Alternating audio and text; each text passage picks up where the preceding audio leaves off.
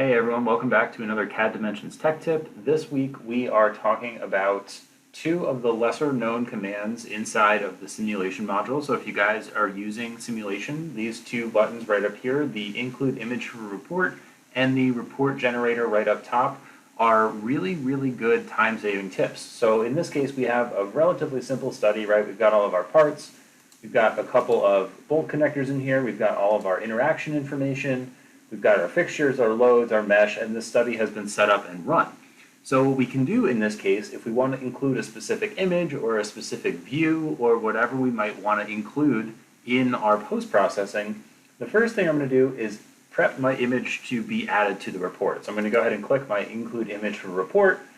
I can set up a specific view. I can take a look and see what section of my report this image is going to go in. I'm going to set up a results plot, so it's going to go in my results section. I can add a caption, right? I can go ahead and say, this is a caption. I can specify what I want to show, whether it's just a model view or a results plot. So in this case, I'm going to add an overall results plot. I can go ahead and hit activate. It will pull in all of the chart options, everything I've defined beforehand, and I can go ahead and just hit OK.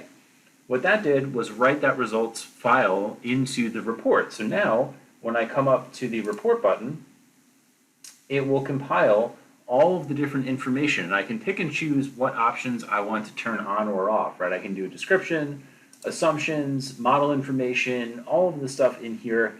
We can turn it on or off to make this report a little bit more customizable. In this case, I'm going to go ahead and just leave everything checked on.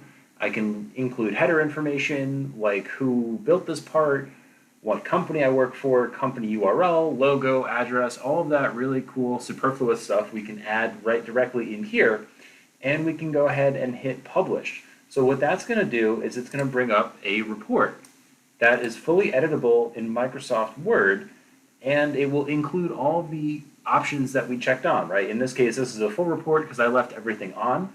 All of this stuff is editable, right? We can see all of the different models that have been analyzed, model information, all of these different solid bodies, right? In this case, this is an assembly, so we've got a bunch of different components in here, where they all came from, study properties, units, material properties. So everyone, or every piece of information that somebody's going to need to recreate this study gets documented really with one step.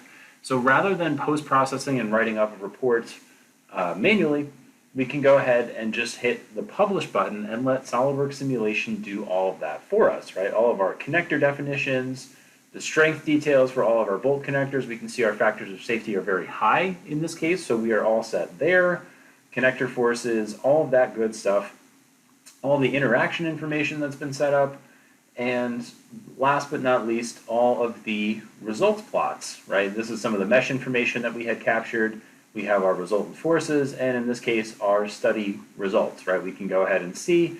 And the last piece, right, I had a separate image that I had included before with the test caption. We can come in here and type a conclusion. It's a fully editable Microsoft Word document, but it will save us a lot of time in terms of getting all the outputs that we want. So rather than taking screenshots and typing up a report manually, next time you guys are doing something like this, check out that publish button and see if that will work for you. That's all I've got this week. Hopefully I'll see you guys again with another CAD Dimensions Tech Tip.